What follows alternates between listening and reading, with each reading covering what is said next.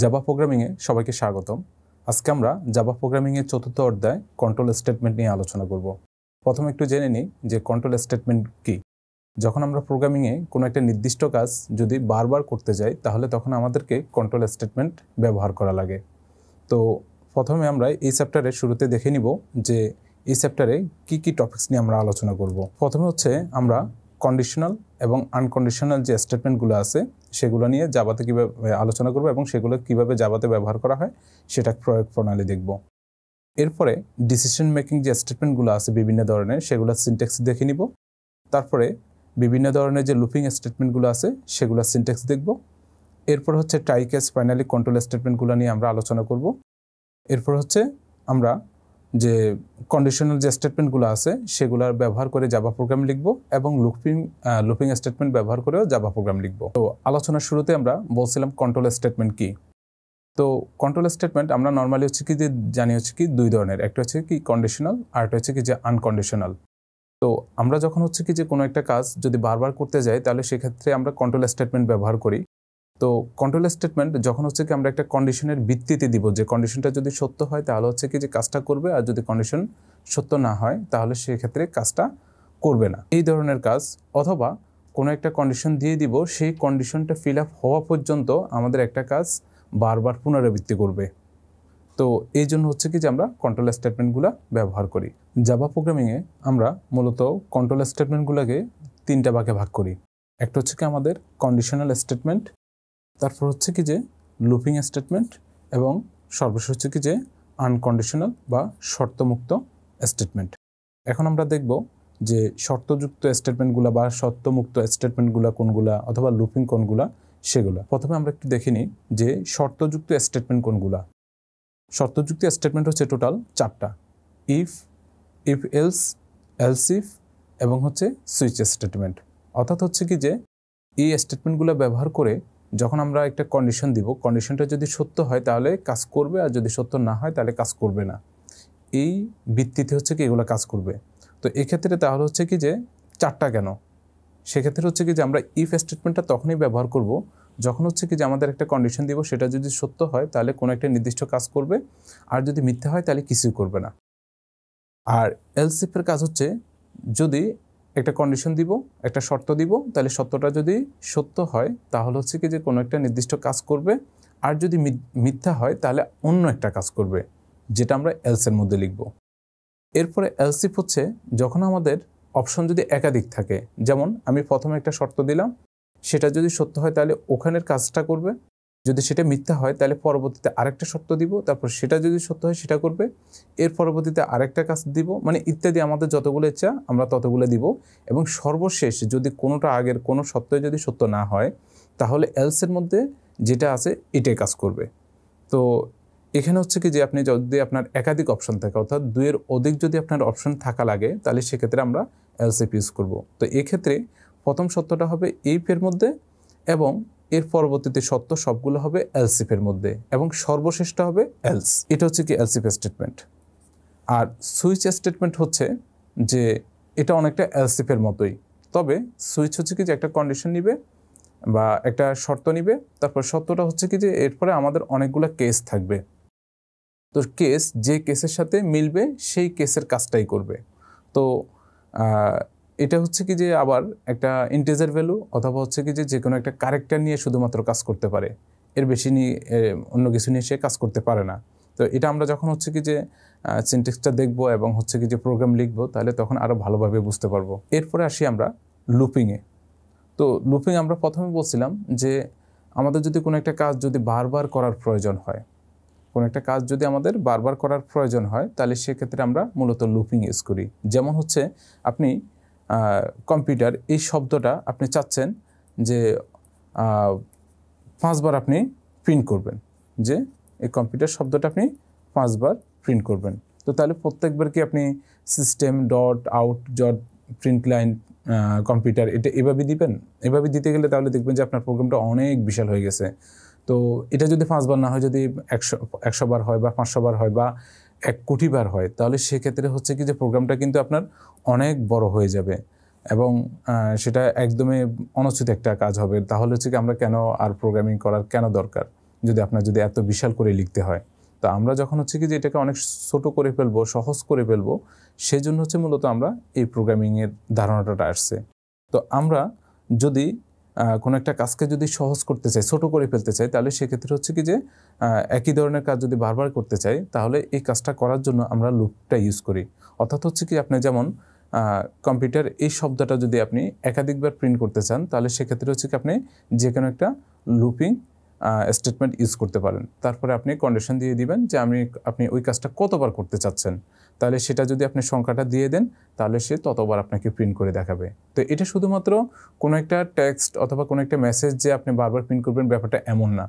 যে কোনো ম্যাথমেটিক্যাল অথবা যে কোনো লজিক্যাল কাজকে যদি আপনি রিপিট করতে চান, পুনরাবৃত্তি করতে চান, তাহলে সেক্ষেত্রে হচ্ছে কি যে আপনি লুপিং স্টেটমেন্টটা ব্যবহার করতে পারেন। যেমন হচ্ছে আপনি চাচ্ছেন যে 1 2 3 4 5 এভাবে হচ্ছে কি যে একটা সিরিজ আপনি প্রিন্ট করতে চাচ্ছেন। তো তাহলে হচ্ছে কি সেক্ষেত্রে কি যে আপনি শেষ কত পর্যন্ত যাবেন, তা আপনি শুরু করবেন 1 থেকে, ধরে নেন যে আপনি শেষ করবেন 1000-এ গিয়ে। তো আপনি প্রত্যেকবার কি করবেন যে 1 থেকে শুরু করলেন, তারপর প্রত্যেকবার আগের ভ্যালুটার সাথে 1 যোগ করবেন। তাহলে হচ্ছে কি আগের ভ্যালু হচ্ছে 1, এরপর 1 যোগ করলে 2 হবে, এরপর 2 এর সাথে আবার 1 যোগ হবে, তাহলে হচ্ছে কি 3 হবে, আবার 3 সাথে 1 যোগ হবে, তারপর 4 হবে। এভাবে চলতে চলতে আপনার 1000 পর্যন্ত যাবে। তো এই কাজটা করার জন্য আপনি লুপিং ইউজ করতে পারেন। অথবা আপনি চাচ্ছেন যে আমি এখানে শুধুমাত্র বেজোড় যে সংখ্যাগুলো আছে সেই সংখ্যাগুলোকে আমরা প্রিন্ট করব। তাহলে আপনি কি করবেন যে 1 3 5 এভাবে, তাহলে তখন আপনি কি করবেন, শুরু করবেন 1 তারপরে তার সাথে 2 যোগ করবেন, তাহলে হচ্ছে কি 2 যোগ করলে 3 হবে, এরপর তার সাথে আবার 2 যোগ করবেন, তাহলে 5 হবে, তার সাথে আবার 2 যোগ করবেন, তারপর 7 হবে, এরপরে 9 হবে, এভাবে আপনার চলতে থাকবে। অথবা আপনি যদি চান যে আমি শুধুমাত্র জোড় সংখ্যাগুলো নিব, তাহলে সেক্ষেত্রে আপনি শুরু করবেন 2 থেকে, এরপর আবার 2 যোগ করবেন 4 6, এভাবে আপনি কাজটা করবেন, এভাবে আপনার যতটুকু আপনি চান। অথবা আপনি চান যে কোনো একটা সংখ্যার গুণিতক হিসেবে চান, যেমন হচ্ছে কি যে আপনি 5-এর গুণিতক চান। তো তাহলে তখন আমরা কি লিখি যে 1, 5-এর গুণিতক হলে তাহলে 5, তারপর 10, তারপর 15। তো এই যে কাজগুলো যেভাবে আপনি করতেছেন, এই কাজটা করার জন্য আমরা মূলত হচ্ছে কি লুপিং ব্যবহার করে থাকি। তো এটা শুধুমাত্র যে সংখ্যা বা কোনো ট্যাক্স এটা না, যত ধরনের হচ্ছে কি আপনার রিপিটেড কাজ থাকবে, সব কিছু আপনি এই লুপিং স্টেটমেন্টের মাধ্যমে আপনি করতে পারবেন খুব সহজে। অর্থাৎ খুব অল্প একটু কোড লিখে আপনি বিশাল একটা কাজ সম্পন্ন করতে পারবেন। আবার যদি আমরা যদি নির্দিষ্ট জায়গায় স্কিপ করতে চাই, যেমন হচ্ছে কি আপনি চাচ্ছেন যে আপনি 1 থেকে 100 পর্যন্ত আপনি লিখবেন, কিন্তু 10 20 30 40 50 এই যে সংখ্যাগুলোকে আপনি প্রিন্ট করবেন না, তাহলে আমরা কি লিখবো যে 1 থেকে 9 পর্যন্ত যাব, যখন 10 পাবো এটাকে স্কিপ করে দিব, তারপরে 11 প্রিন্ট করব। এভাবে আবার 19 পর্যন্ত যাব, তারপরে 20টাকে স্কিপ করে দিব, তারপরে 21। মানে আপনি যা চান সব কিছু আপনি এই লুপিংয়ের মধ্যে আপনি করতে পারবেন। তো এখানে লুপিং স্টেটমেন্ট 3 ধরনের হতে পারে। একটা হচ্ছে কি যে আমাদের ফর লুপ, এরপর হচ্ছে হোয়াইল লুপ, এরপর হচ্ছে কি আমার ডু হোয়াইল লুপ। তো আমাদের প্রশ্ন আসতে পারে যে লুপিং যদি হয় তাহলে হচ্ছে কি এতগুলো লুপ কেন দরকার? এগুলোর প্রত্যেকটার কিছু সুবিধা আছে, কিছু অসুবিধা আছে, কিছু সীমাবদ্ধতা আছে। যেটা আমাদের যখন যেভাবে দরকার তখন আমরা এটা ব্যবহার করব। তো এটা যখন আমরা সিনট্যাক্সটা বুঝবো বা প্রোগ্রাম করে দেখব, তখন হচ্ছে কি আমরা তাদের মধ্যে তফাৎগুলো বুঝতে পারবো যে ফর লুপের সাথে হোয়াইল লুপের তফাৎ কী, বা হোয়াইল লুপের সাথে ডু হোয়াইল লুপের তফাৎ কী, এটা আপনি বুঝতে পারবেন।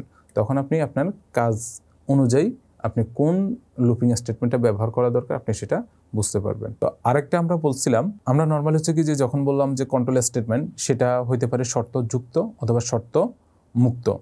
কিন্তু শর্তযুক্ত যেটা, সেটা হচ্ছে কি একটা শর্তযুক্তের মধ্যে হচ্ছে কি যে ইফ এলস, তারপর এলস ইফ সুইচ, এগুলো একটা আছে, আর একটা হচ্ছে কি লুপিং আছে। আর শর্ত মুক্ত যেগুলা, এগুলোর মধ্যে আছে আমাদের ব্রেক এবং কন্টিনিউ। অর্থাৎ ব্রেক এবং কন্টিনিউর মধ্যে কোনো আপনাকে শর্ত দিতে হয় না, মানে ব্রেকটা পাইলে সে কাজ শুরু করবে, কন্টিনিউটা পাইলে তাহলে হচ্ছে এটার অ্যাকশন শুরু করবে। ব্যাপারটা হচ্ছে কি এরকম, যেমন হচ্ছে আপনি ধরে নেন আপনি ইফ দিলেন, ইফের ভিতরে একটা কন্ডিশন দিলেন যে কোনো একটা সংখ্যা যে এন নিলেন, এনের ভ্যালু যদি 10 থেকে ছোট হয় তাহলে হচ্ছে কি যে সত্য হবে। এরপরে ইফের মধ্যে যে স্টেটমেন্টগুলো আসে সেগুলো এক্সিকিউট করবে, ঠিক আছে? তো তার মানে কি আপনি এখানে একটা শর্ত দিয়ে দিয়েছেন যে এন এর মান লেস দেন 10 হইতে হবে, এন এর মান কি লেস দেন 10 হইতে হবে। তাহলে হচ্ছে কি যে এটা যদি সত্য হয় তাহলে ইফ ব্লকের মধ্যে যে স্টেটমেন্টগুলো আছে সেগুলো এক্সিকিউট করবে। তো এটা হচ্ছে কি একটা শর্তযুক্ত। একইভাবে আপনি যদি ফর লুপ ইউজ করেন, মনে করেন যে ফর লুপ আপনি দিলেন, তো পরের এখানে হচ্ছে কি আমি ইন্টিজার আই দিলাম, আই ইকুয়াল টু আপনি দিলেন যে 1, তারপরে আই এর মান হচ্ছে কি যে <5 পর্যন্ত দিচ্ছেন এবং আই এর মান এক এক করে বাড়বে। তো এরপর এটার ভিতরে কিছু স্টেটমেন্ট আপনি দিয়ে দিচ্ছেন। তাহলে এখানে কি হবে, আই এর মান 1 থেকে শুরু করে 5 থেকে ছোট পর্যন্ত, মানে 5 পর্যন্ত যাবে, 5 থেকে ছোট মানে কি 4 পর্যন্ত যাবে, এক এক করে বাড়বে। এটা কিন্তু একটা শর্ত যে আপনি কতটুকু যাবেন, শুরু করছেন 1 পর্যন্ত এবং এক এক করে বাড়বে, এবং কতটুকু যাবে 5 থেকে ছোট পর্যন্ত, অর্থাৎ 4 পর্যন্ত যাবে। তো তাহলে হচ্ছে কি যে এটা একটা কন্ডিশন দিয়ে দিচ্ছে যে আপনার 4 পর্যন্ত আপনি যেতে পারবেন, কিন্তু 4 এর যখন বেশি হয়ে যাবে তখন কন্ডিশনটা মিথ্যা হয়ে যাবে, তাহলে সে ফর লুপের যে ব্লক আছে এই ব্লকের মধ্যে ঢুকবে না। তাহলে যতক্ষণ পর্যন্ত কন্ডিশন সত্য হবে তাহলে ততক্ষণ পর্যন্ত কি যে ফর লুপের ভিতরে যে স্টেটমেন্টগুলো আছে সেটা এক্সিকিউট হবে, কিন্তু কন্ডিশন সত্য না হলে হবে না। তো তাহলে হচ্ছে কি যে এখানে কন্ডিশন দেওয়া আছে, ইফের মধ্যে কন্ডিশন দেওয়া আছে, ফরের মধ্যে কন্ডিশন দেওয়া আছে, অথবা আমরা হোয়াইল লুপ যদি বলি বা ডু হোয়াইল লুপ বলি এগুলোর মধ্যে কন্ডিশন আছে, আবার এলস ইফ যদি বলি বা ইফ ইস যদি বলি বা সুইচ যদি বলি সেগুলোর মধ্যে কিন্তু একটা কন্ডিশন দেওয়া থাকবে। তো কন্ডিশনটা যদি সত্য হয় তাহলে আপনি কাজ করবেন, আর যদি কন্ডিশনটা সত্য না হয় তাহলে সেক্ষেত্রে আপনি কাজটা স্টপ করে দিবেন, অর্থাৎ যে ওই ব্লকের মধ্যে যে স্টেটমেন্টগুলো থাকবে সেগুলো আর এক্সিকিউট হবে না। কিন্তু আমাদের এমন যদি হয় যে আমরা কোনো একটা স্টেটমেন্ট পাবো, মানে পেলেই হচ্ছে কি যে কাজ শুরু করব বা বন্ধ করব, ঠিক আছে, যে এটার মধ্যে কোনো কন্ডিশন থাকবে না। তো এই ধরনের যে স্টেটমেন্টগুলো আছে সেগুলো নিয়ে এখন আমরা একটু আলোচনা করব। তার মধ্যে অন্যতম দুইটা স্টেটমেন্ট আছে, একটা হচ্ছে কি ব্রেক স্টেটমেন্ট এবং একটা হচ্ছে কি যে কন্টিনিউ স্টেটমেন্ট। আগে একটু বলে নিই, ব্রেক স্টেটমেন্ট এবং কন্টিনিউ স্টেটমেন্ট এগুলো মূলত ব্যবহার হয় নর্মালি হচ্ছে কি যে লুপিংয়ের মধ্যে ব্যবহার হয়, অথবা সুইচ স্টেটমেন্টের ভিতরে ব্যবহার হয়। আপনি সাধারণভাবে আপনি যদি একটা মনে করেন যে আপনি একটা প্রোগ্রাম লিখতেছেন, যে এটার মধ্যে আপনি একটা প্রোগ্রাম লিখবেন, ঠিক আছে, তো এখানে আপনি হঠাৎ করে কি ব্রেক আপনি ইউজ করতে পারবেন না, অথবা কন্টিনিউ আপনি চাইলে কন্টিনিউ আপনি ইউজ করতে পারবেন না। তো এটা ইউজ করতে হয় কোথায়, এটা ইউজ করতে হবে অবশ্যই যে কোনো একটা লুপিং স্টেটমেন্টের ভিতরে, সেটা হোক ফর লুপ, সেটা হোক হোয়াইল লুপ, অথবা হোক ডু হোয়াইল লুপ।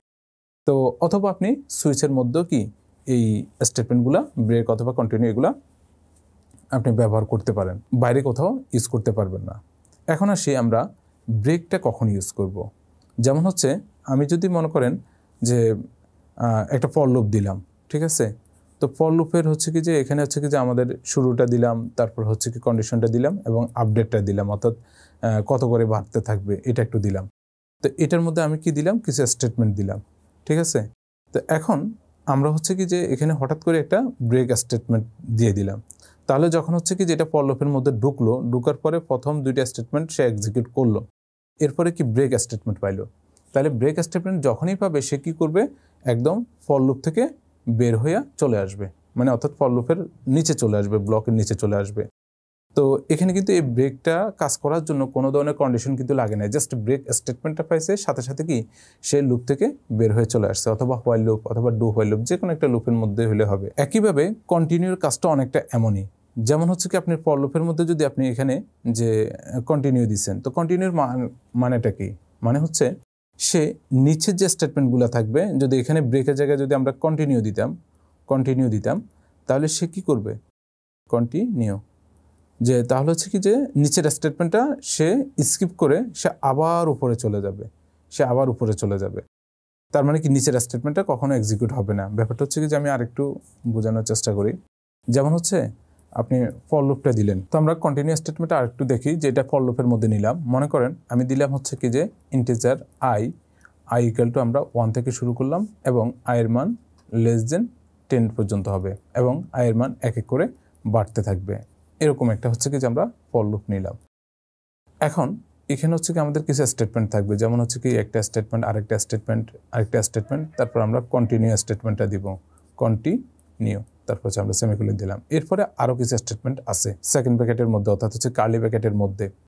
এখন আমরা যদি হচ্ছে কি যে এই লুপটা যদি আমাদের চলতে থাকে, যে চলতে যে কন্ডিশনটা সত্য হলো, তাহলে সত্য হলে সে লুপের মধ্যে ঢুকবে, তারপরে হচ্ছে কি স্টেটমেন্টগুলো এক্সিকিউট করলো, যেই কন্টিনিউ পাবে সে আর নিচে যে স্টেটমেন্টগুলো ছিল সেগুলোকে এক্সিকিউট করবে না, সে আবার কোথায় চলে যাবে, আবার ইনক্রিমেন্টে যাবে, তারপরে কন্ডিশনটা চেক করবে, আবার নিচে যদি সত্য হয় তাহলে হচ্ছে কি যে আবার ব্লকের ভিতরে ঢুকবে এবং এই স্টেটমেন্টগুলো এক্সিকিউট করবে।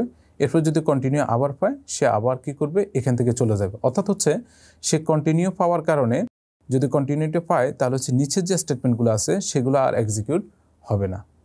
ঠিক আছে, সে আবার শুরুতে চলে যাবে, সে নিচের স্টেটমেন্টগুলো সে করতে পারবে না। তো এই ধরনের কাজ করার জন্য আমরা কন্টিনিউ স্টেটমেন্টটা ব্যবহার করি। আর কন্টিনিউ স্টেটমেন্ট ব্যবহার করার জন্য আমাদের এখানে কোনো কন্ডিশন লাগতেছে না, শুধুমাত্র কন্টিনিউ কিওয়ার্ডটা যখনই পাবো, অর্থাৎ স্টেটমেন্টটা যখনই পাবো তখনই সে তার অ্যাকশন শুরু করবে। এটার জন্য কোনো কন্ডিশনের প্রয়োজন হবে না। ইফ স্টেটমেন্ট ব্যবহার করে আমরা এখন একটা জাভা প্রোগ্রাম লিখব।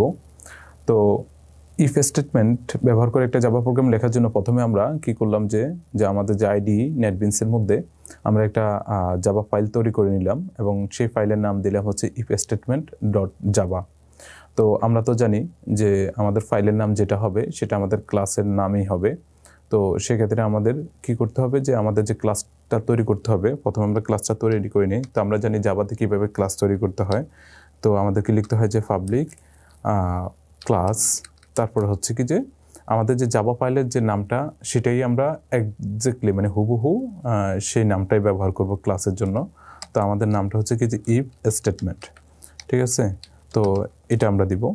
তারপর হচ্ছে কি আমাদের ব্লক শুরু করলাম।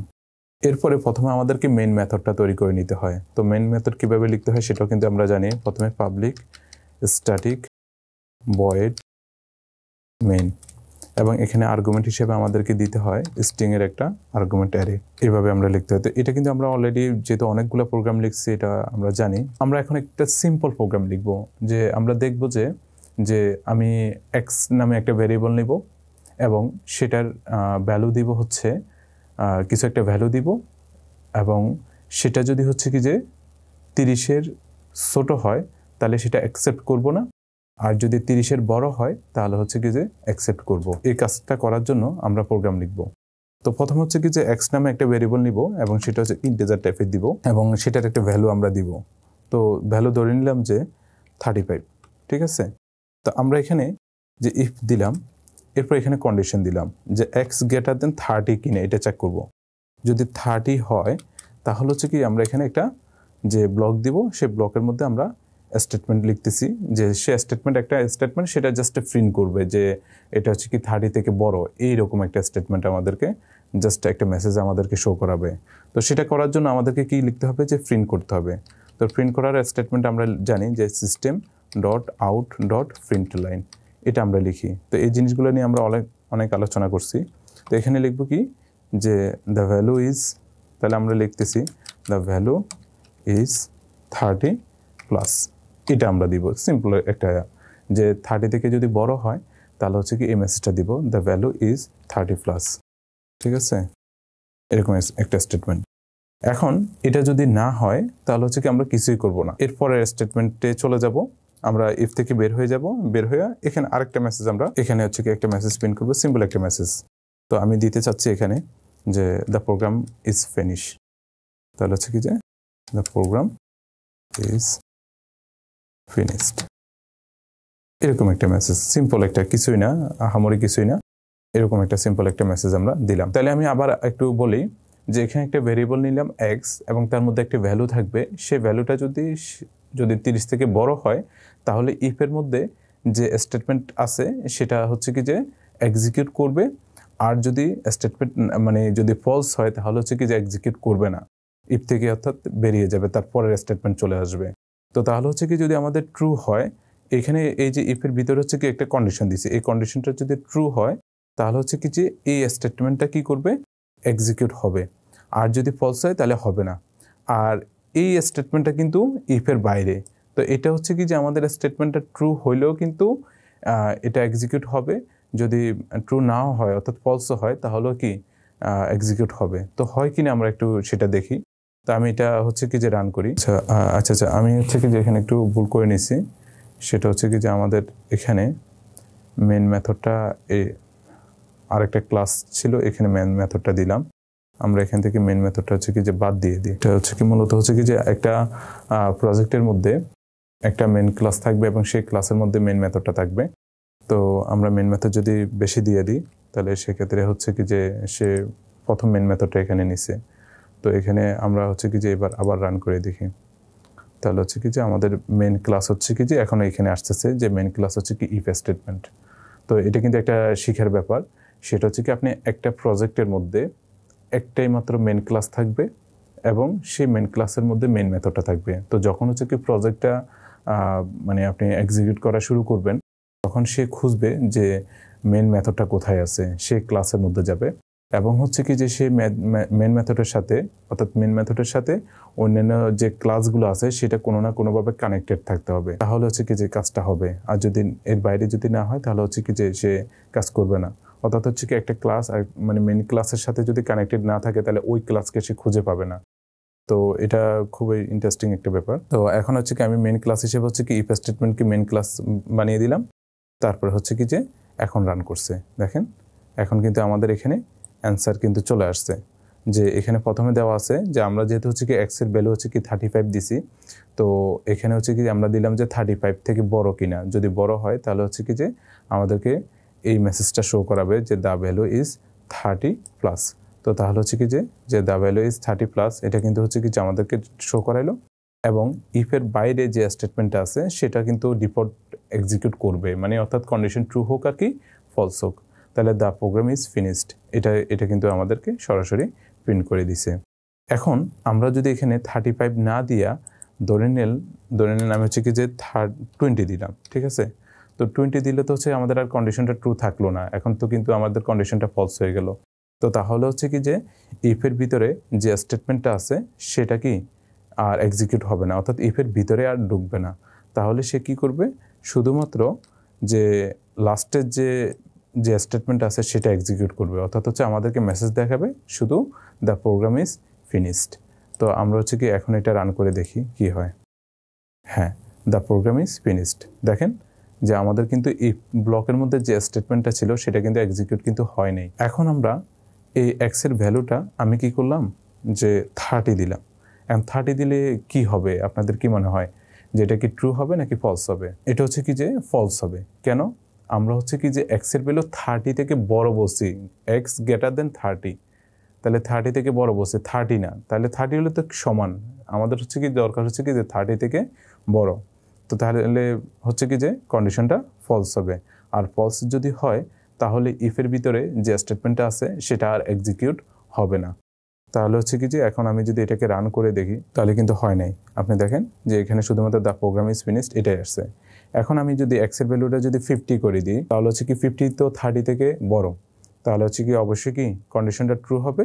আর এটা যদি আমরা রান করি তাহলে সেক্ষেত্রে হচ্ছে কি যে আমাদেরকে এবার দেখাচ্ছে যে দ্য ভ্যালু ইজ 30+। তো 50 তো 30+এ, আর দ্য প্রোগ্রাম ইজ ফিনিশড এটা তো আমাদের ডিফল্ট আসবেই। তো এই ছিল আমাদের ইফ প্রোগ্রাম, ইফ স্টেটমেন্ট। তো আমরা ইফ স্টেটমেন্ট ব্যবহার করে একটা, তো এখন এই এক্সাম্পলটা আপনি যে কোনো একটা এক্সাম্পল আপনি নিতে পারেন।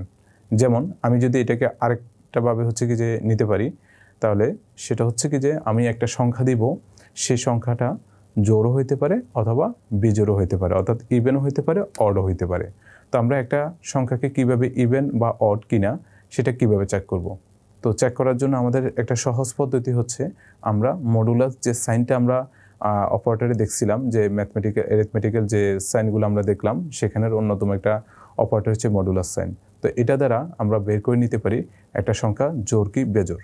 তো সেটা আমরা একটু লিখে আগে প্রথমে বুঝে নিই কিভাবে এটা বের করে। তো আমরা বলছিলাম একটা সংখ্যা জোড় কি বেজোড় সেটা বের করার জন্য আমরা মডুলাস সাইন ব্যবহার করব। তো আমরা অ্যারিথমেটিকের মধ্যে আমরা এরকম একটা সাইন দেখে আসছি। এটাকে যদিও মনে হচ্ছে যে আমরা পার্সেন্টেজ সাইন, আসলে এটাকে পার্সেন্টেজ, কিন্তু এখানে অ্যারিথমেটিকের ভাষায় এটাকে বলা হয় মডুলাস। এটাকে বলা হয় মডুলাস সাইন। তো এটার কাজটা কি? এটার কাজ হচ্ছে, যেমন আপনি যদি কোনো একটা সংখ্যাকে এক্সকে যদি ওয়াই এর ভ্যালু দ্বারা ভাগ করেন তাহলে আমাদের কি আসবে? ভাগশেষটা আসবে। এখানে আসবে হচ্ছে কি যে আমাদের ভাগশেষটা। কেমন? যেমন হচ্ছে কি যে আমি যদি 5 মডুলাস 2 দিই তাহলে হচ্ছে কি আমরা জানি 5কে 2 দ্বারা ভাগ করলে ভাগশেষ কিন্তু 1 থাকে। অর্থাৎ হচ্ছে কি আপনি দেখেন 5কে আপনি যদি 2 দ্বারা ভাগ করতে যান তাহলে হচ্ছে আমরা জানি 2 দুগুণে 4, আরও অতিরিক্ত 1 থাকবে। এই একটা হচ্ছে আমাদের ভাগশেষ। তাহলে 5 মডুলাস 2 = 1। আবার যদি আমি 10 মডুলাস 4 দিই তাহলে হচ্ছে কি তখন ভ্যালু কত আসবে। তো আমরা জানি 10কে 4 দ্বারা যদি আমরা ভাগ করি তাহলে 4 দুগুণে 8 আর বাক্সেস থাকবে 2। তার মানে কি 10কে 4 দ্বারা ভাগ করলে বাক্সেস থাকবে 2। তাহলে 10 মডুলাস 4 ইকুয়াল টু হচ্ছে কি 2। আপনি যদি ধরে নেন যে 30কে যদি আপনি 10 দ্বারা না ধরে নেন 13 দ্বারা মডুলাস করবেন, তাহলে 13 দুগুণে 26 আর বাক্সে থাকবে 4। তো তাহলে হচ্ছে কি যে এই মডুলাস সাইনের কাজ হচ্ছে যে আমরা বাক্সেসটা বের করা। আমরা হচ্ছে কি যে এই মডুলাস সাইনটা ব্যবহার করে কোনো একটি সংখ্যা জোড় নাকি বেজোড় সেটা আমরা বের করতে পারি। তো কিভাবে? যেমন আপনি যদি কোনো একটা সংখ্যা যদি জোড় হয় তাহলে সেটাকে কিন্তু 2 দ্বারা ভাগ করলে বাক্সের সবসময় 0 আসবে, আর যদি বেজোড় হয় তাহলে 2 দ্বারা ভাগ করলে বাক্সের সবসময় 1 আসবে। যেমন আপনি যদি ধরে নেন যে আপনি 3 একটা বেজোড় সংখ্যা, তো 3কে যদি আপনি 2 দ্বারা মডুলাস করেন তাহলে হচ্ছে কিন্তু কি আসবে? বাক্সেস 1 আসবে। এরপর আসেন 4কে যদি আপনি 2 দ্বারা মডুলাস করেন তাহলে হচ্ছে কি যে বাক্সেস কিন্তু 0 আসবে। 5কে যদি 2 দ্বারা মডুলাস করেন তাহলে হচ্ছে কি যে বাক্সেস আসবে 1। 6কে যদি 2 দ্বারা মডুলাস করেন তাহলে বাক্সেস আসবে 0। অর্থাৎ হচ্ছে কি আপনি প্রত্যেকবার দেখতেছেন যদি এই সংখ্যাটা বেজোড় হয় তাহলে বাক্সেস 1 আসবে, আর যদি জোড় হয় তাহলে বাক্সেস 0 আসবে। 5 এই যে বেজোড়, বাক্সেস 1, 6 এটা জোড়, এই জন্য বাক্সেস 0। অর্থাৎ হচ্ছে কি যে কোনো একটা সংখ্যাকে 2 দ্বারা ভাগ করলে বাক্সের যদি 0 আসে তাহলে হচ্ছে কি আমরা সংখ্যাটাকে ইভেন বলতে পারি, জোড় বলতে পারি। আর যদি সংখ্যাটাকে 2 দ্বারা যদি ভাগ করা হয় তাহলে বাক্সের যদি 1 আসে তাহলে সংখ্যাটাকে আমি বেজোড় বা অড নাম্বার বলতে পারি। তো এই যে থিওরিটা, এটাকে আমরা কাজে লাগিয়ে কোনো একটা সংখ্যা কি জোড় নাকি বেজোড় সেটা আমরা বের করতে পারি। তো এখন আমরা ইফ কন্ডিশনের মাধ্যমে আমরা নিব কোনো একটা সংখ্যা দিব, সেটা জোড় কিনা সেটা চেক করব। তাহলে আমরা এখন আসি যে প্রোগ্রামটা আমরা এখন লিখব। তাহলে লেখার জন্য আমরা আমাদের আইডিতে চলে যাই, নেটবিনসে চলে যাই। আমরা এখন চেক করব যে একটি সংখ্যা জোড় কি না, মানে জোড় যদি হয় তাহলে হচ্ছে কি আমরা একটা মেসেজ দিব, আর যদি জোড় না হয় তাহলে কোনো কিছু করব না। ঠিক আছে? তো এরকম করে একটা প্রোগ্রাম আমরা লিখব। তো আমরা আগে যে প্রোগ্রামটা সেটাকে জাস্ট মডিফাই করতে পারি। আমরা এখানে হচ্ছে কি যে ইফের জায়গাটা জাস্ট মডিফাই করব। আগের মতো আমরা এক্স ভেরিয়েবলটা আমরা রেখে দিব এবং তার মধ্যে একটা ভ্যালু দিব। ভ্যালু দিয়ে চেক করব যে এক্স এর ভ্যালুটা হচ্ছে কি জোড় কি বেজোড়। অর্থাৎ হচ্ছে জোড় হলে তাহলে হচ্ছে একটা মেসেজ দিব, আর যদি জোড় না হয় তাহলে সেক্ষেত্রে হচ্ছে কি আমরা স্কিপ করে চলে যাব, কিছুই বলবো না। তো এই কাজটা করার জন্য আমরা কি করলাম যে ইফ স্টেটমেন্টটা ব্যবহার করলাম। তাহলে এক্সকে আমরা কি করব যে মডুলাস করব কত দ্বারা? 2 দ্বারা। তাহলে ইকুয়াল যদি 0 হয়, এখানে কিন্তু সিঙ্গেল ইকুয়াল না, এটা কিন্তু ডবল ইকুয়াল। সিঙ্গেল ইকুয়াল হলে এটা কিন্তু অ্যাসাইনমেন্ট অপারেটর হয়ে যায়। এটা হচ্ছে কি যে আমাদের রিলেশনাল অপারেটর হচ্ছে কি যে ডবল ইকুয়াল দিতে হবে। এখন যদি এক্সকে 2 দ্বারা ভাগ করলে বাক্সের যদি 0 হয় তাহলে আমরা বলবো যে এটা জোড় সংখ্যা। তো এটার জন্য আমরা একটা মেসেজ দিব। তো মেসেজ দেওয়ার জন্য আগের মতো কি করব যে একটা মেসেজ প্রিন্ট করব। এই জন্য হচ্ছে কি যে system.out.println, তাহলে যদি 0 হয় তাহলে হচ্ছে কি আমরা বলবো যে তাহলে it is an even number।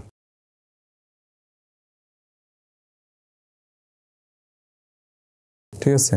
তো আর কিছু করতেছি না, যে অড নাম্বার কিনে সেটা কিন্তু আমরা চেক করতেছি না। জাস্ট যদি 2 দ্বারা ভাগ করলে বাক্সের যদি 0 হয় তাহলে সেটা ইভেন নাম্বার, আর না হলে কিছুই না। আর লাস্টে এসে ইফ ব্লকের বাইরে এসে জাস্ট একটা স্টেটমেন্ট দিয়ে দিলাম, দ্য প্রোগ্রাম ইজ ফিনিশড। এইরকম একটা মানে সিম্পল একটা মেসেজ হচ্ছে কি আমরা প্রিন্ট করে দিব।